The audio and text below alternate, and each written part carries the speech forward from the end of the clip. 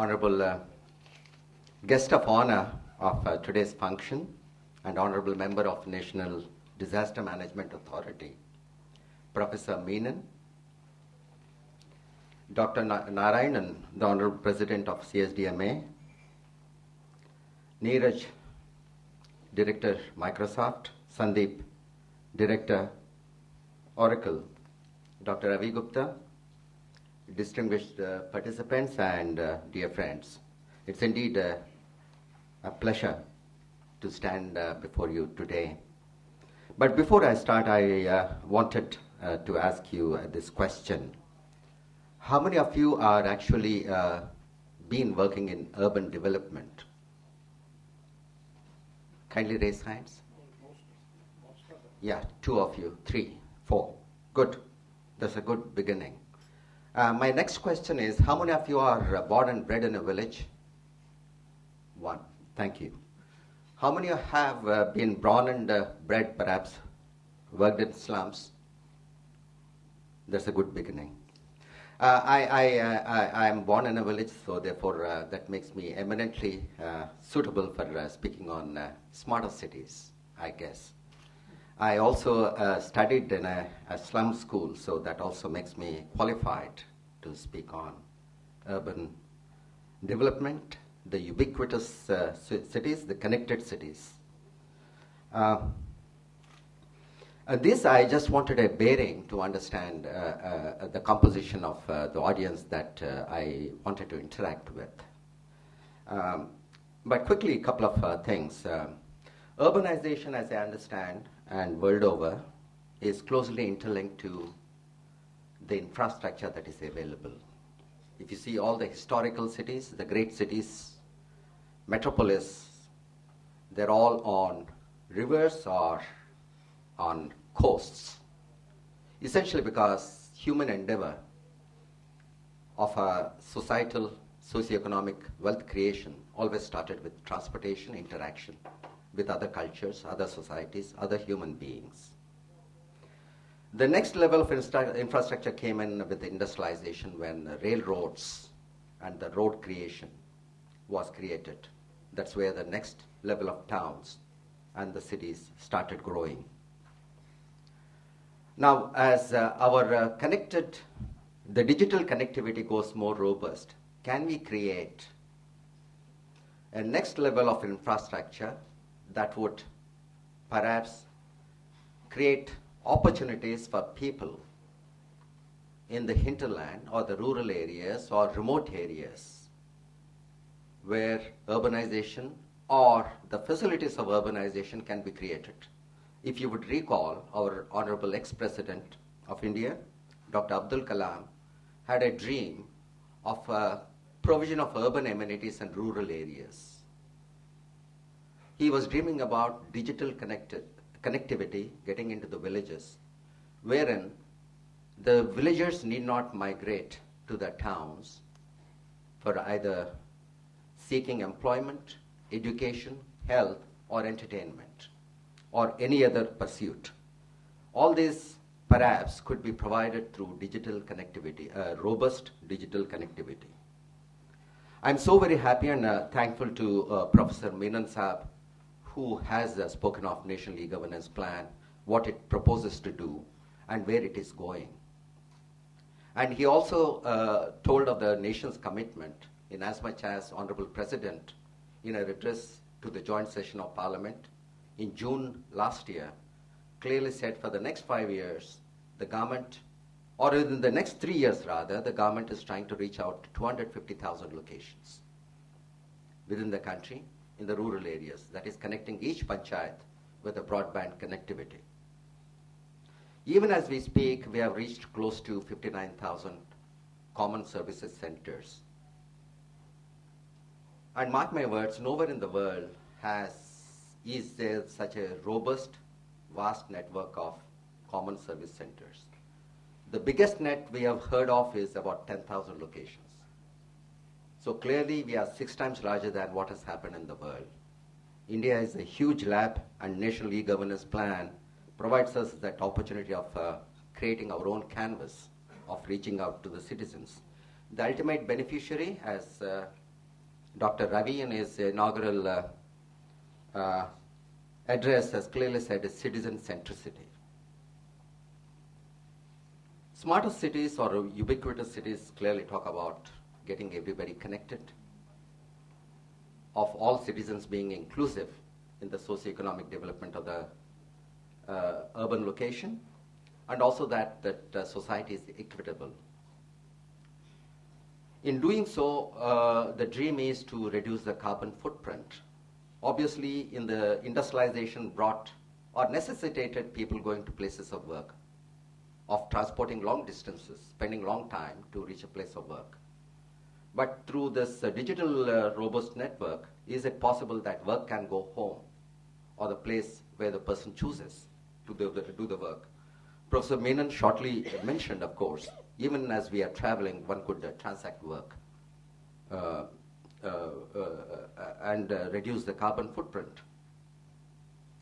While we talk of being intelligent in traffic systems or secure cities or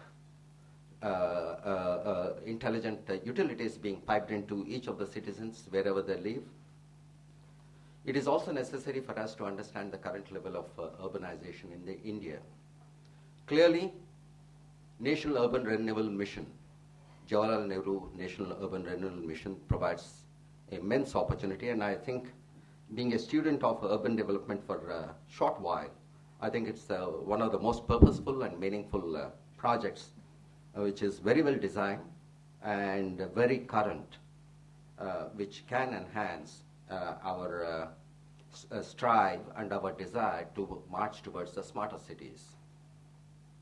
But before we get into that, we need to clearly understand what is the current level of urbanization or the level of services.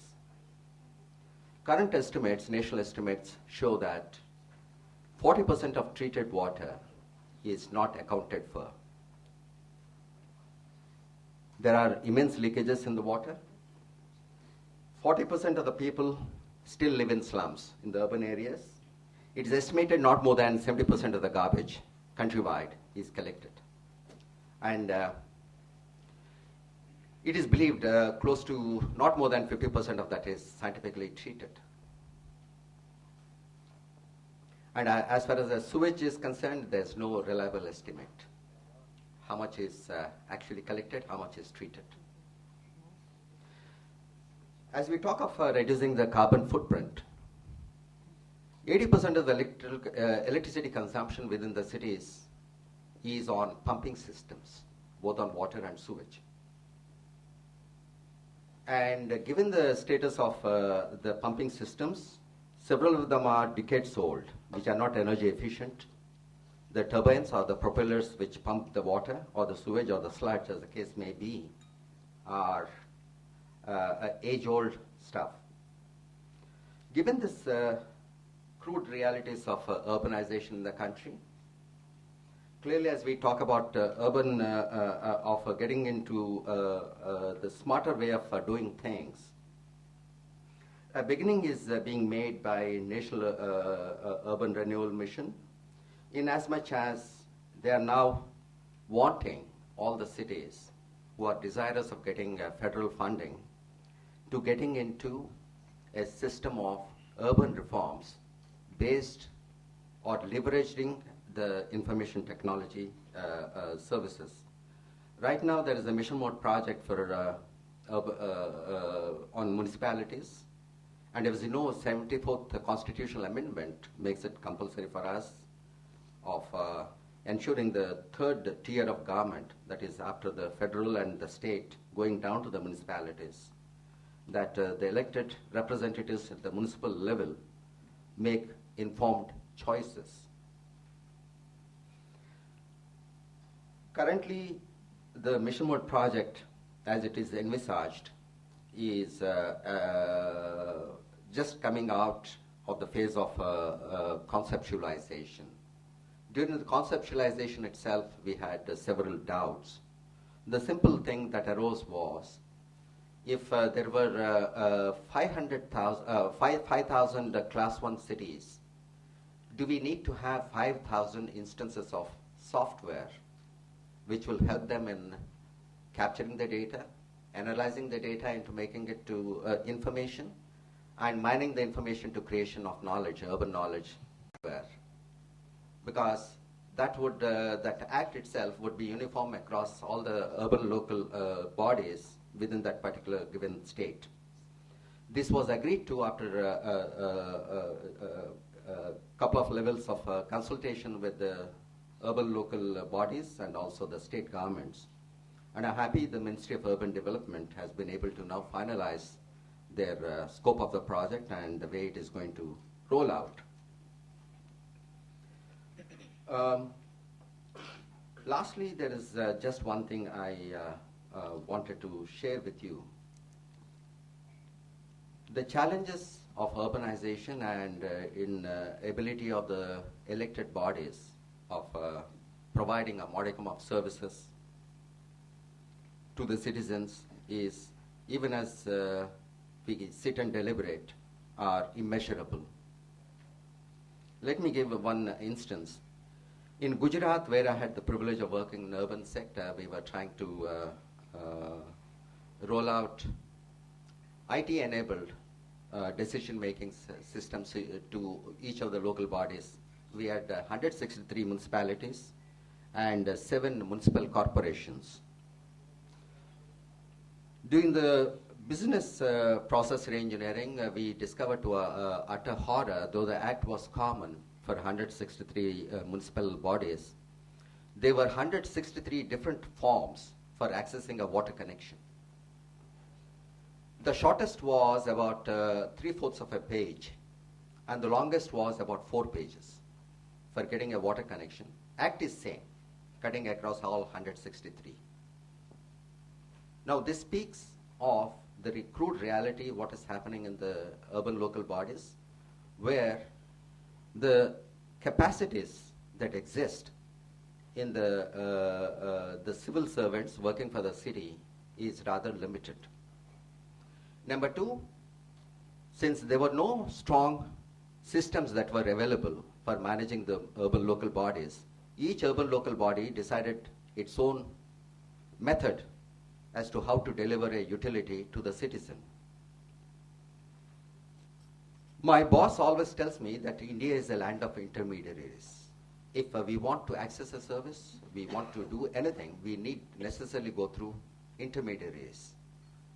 And the beauty of a National E-Governance Plan is about disintermediating these intermediaries, of putting the government on the web so that a citizen herself or himself can make the right choice of accessing the service as and when they choose to do so. Clearly, I see the capacity building as the single biggest challenge in our march towards ubiquitous connected cities. And I'm sure the Ministry of Urban Development is putting in a package of clearly addressing this concern of the capacity building as to how the change management is going to take place when these reforms kick in. And ultimately, the way the municipalities can project themselves as a very transparent bodies in making of decisions that clearly cover close to 300 million lives in India. I thank each one of you for your patient hearing, and I wish this day-long national consultation would yield in some policy directives for urban managers. Thank you very much.